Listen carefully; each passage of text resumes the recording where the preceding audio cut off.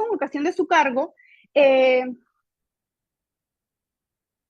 la instrumentalización del cargo va a generar este desbalance importante entre los ingresos lícitos y el patrimonio o el nivel de gastos.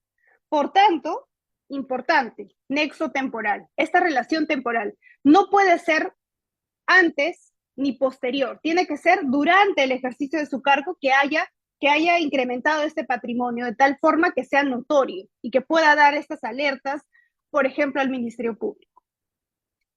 Ahora, un aspecto adicional, esta relación causal, me gustaría ahondar un poco más en ello, entre este enriquecimiento público, el enriquecimiento ilícito, pero además el cargo o función.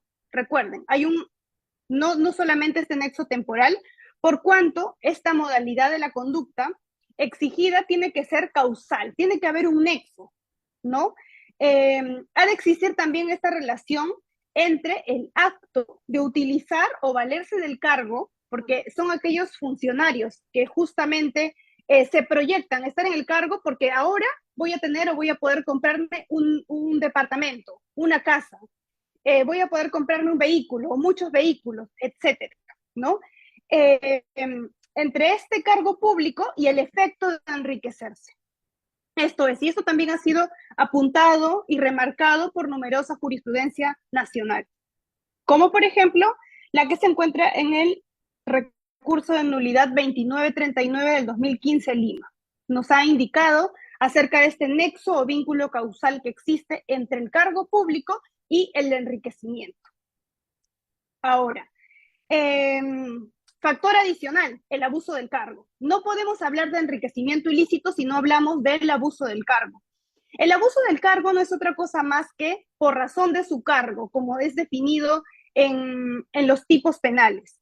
Esto quiere decir que, o se hace referencia al vínculo funcional que debe estar presente al momento que acontece este enriquecimiento ilícito, porque no puede ser, no es injusto, no es sancionada cualquier conducta de enriquecerse. De hecho, es un acto social el hecho de que alguien quiera enriquecerse. Yo puedo eh, proyectarme a tener tales bienes a futuro. Eso no está sancionado, definitivamente. El enriquecimiento es un acto de despliegue en la sociedad.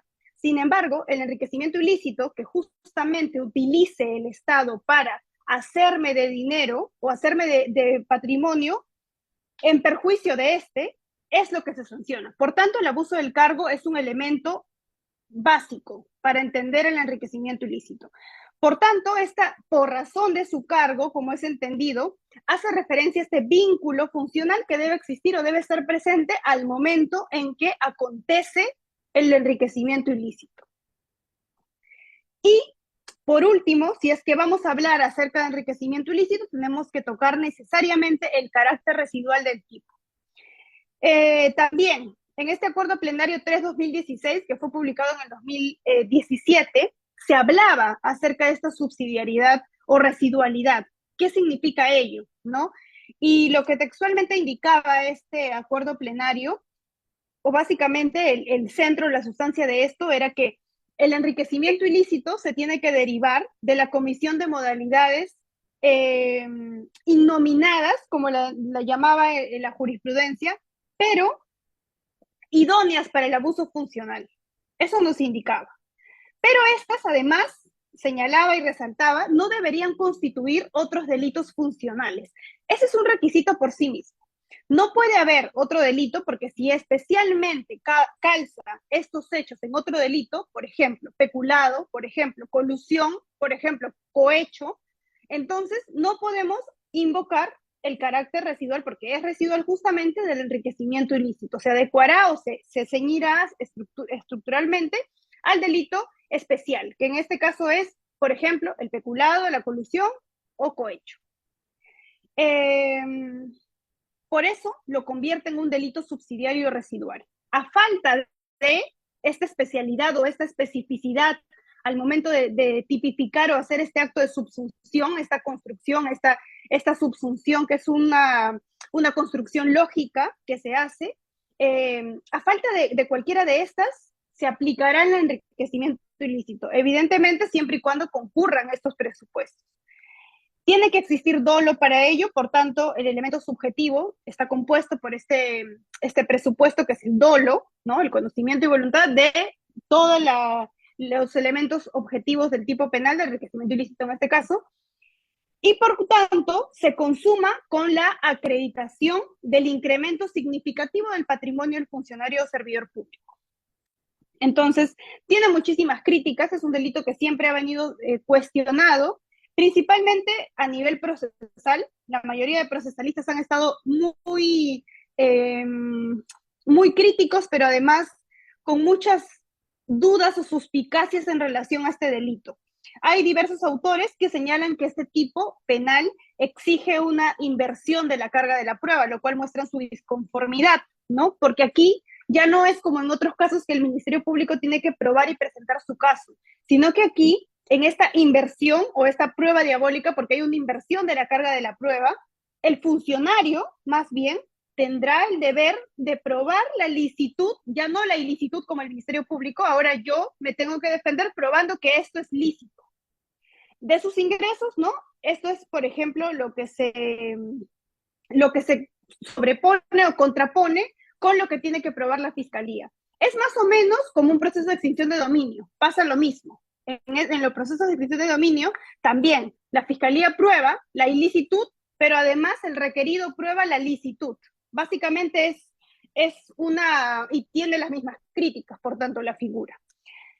Ahora, para ahondar un poco más sobre esto, me gustaría remitirme, además, a que no cualquier, ya eso lo hemos indicado, no cualquier enriquecimiento es sancionado, sino lo punible está referido exclusivamente y excluyentemente al efecto y beneficio lucrativo que deriva en este caso las conductas, digamos que anormales que pueda tener el funcionario servidor público mediante el cual éste incremente ilícitamente su patrimonio.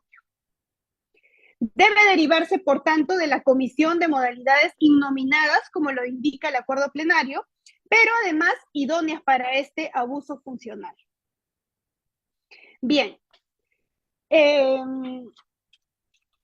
recuerden que esta crítica de la presunción o de la carga probatoria, la inversión de la carga probatoria, otros le dicen la distribución de la carga probatoria, en realidad y las críticas van por ese lado, porque lo que tratan de básicamente evidenciar es que basta un indicio, y ahí el adjetivo que le podamos colocar es indicio, a veces muy menor, muy mínimo, para que la fiscalía alerte y básicamente te investigue por enriquecimiento ilícito.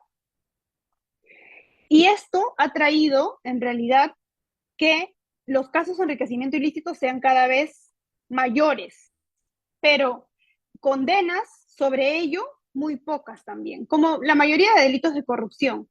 Sucede que como además, en particular, este delito es muy criticado y sobre este aspecto de la distribución de la carga de la prueba o la inversión de la carga de la prueba, en otros casos se indica, lo que se cuestiona es por qué motivo el procesado tiene que justificar la legitimidad de su incremento patrimonial, ¿no? Además, en este caso tendría la fiscalía que mostrar notoriamente cuál es ese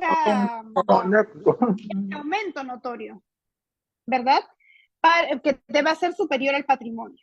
Por ese motivo hay muchas diferencias o muchas críticas, pero además las críticas principalmente van por el lado de que, ¿qué pasa si primero me investigan por enriquecimiento ilícito y luego por lavado de activos? Y aquí se alerta otra de las críticas y controvertidas posiciones que se ha traído en la academia e incluso en la jurisprudencia.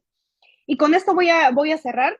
Una de las grandes diferencias, que ya se las he indicado, es que el enriquecimiento ilícito es un delito especial, por tanto puede cometerlo solamente un funcionario servidor público. El agente público es el único sujeto activo que puede cometer este delito. Sin embargo, el delito de lavado de activos lo puede hacer cualquier persona, incluso el funcionario servidor público.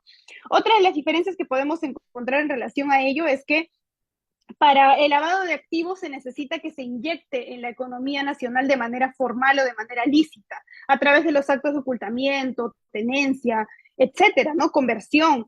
Pero en el enriquecimiento ilícito no es necesario ello. Otra de las diferencias que también se resaltan en uno u otro delito. Pero también pueden confluir, y en este caso también es controvertido hablar acerca del nebis in idem, porque en realidad hay muchos casos en los que sí se sobrepone, sí se superpone, y por tanto sería perseguir dos veces a la persona por los mismos hechos. Si ya me han perseguido por este incremento y desbalance patrimonial, que posteriormente puede ser inyectado o no, y ahí ya van muchos matices para los casos, que tiene que ver el caso concreto, hay también muchas críticas en relación a esta situación. Usualmente, a la mayoría de funcionarios públicos que son condenados por el delito de enriquecimiento ilícito, son automáticamente derivados a esta denuncia al lavado de activos. Es una orden, una obligación. Todos los casos de enriquecimiento ilícito son trasladados, y las condenas principalmente al, al área de lavado de activos para que se le inicie una investigación. También se cuestiona todo ello, pero eh, es una realidad. Hay diferencias que estamos verificando ahora, pero también hay algunos aspectos o algunas circunstancias en las que sí se superponen. Por lo tanto, analizando cada caso, podríamos hablar de esta figura o institución del nebis in idem, para evitar justamente el abuso o la persecución abusiva de doble o múltiple, como está proscrita. Bien, entonces, eh, en suma, básicamente ello es lo que tengo que indicar en relación a este delito, en virtud del tiempo que se me ha asignado y a algunos aspectos externos que se han podido presentar. Muchas gracias.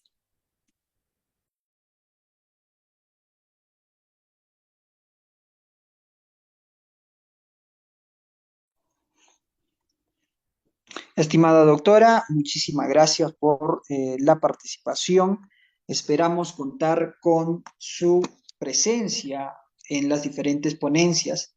Agradecemos desde ya su valioso tiempo para poder compartir en este diario El Abogado.